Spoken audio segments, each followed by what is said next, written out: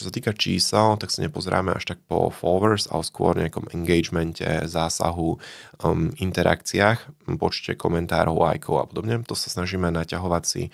My využívame tu Hype Auditor, ale máme také akoby interné systémy, kde si akože naťahujeme odtiaľ dáta.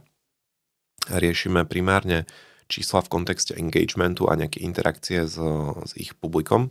A potom druhá sada metrik je skôr taká kvalitatívna, ktorá rieši ich hodnovernosť. Čiže sme ochotní zaplatiť možno viacej peňazí nejakému lekárovi, než niekomu z reality show.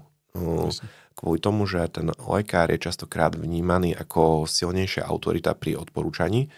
A ďalšia vec, čo zohľadňujeme, je objem spoluprác. Čiže ak niekto promuje veľa firiem a ešte možno nie úplne dlhodobo, že ako by veľmi často mení, tak podľa nášho názoru mu to znižuje hodnovernosť.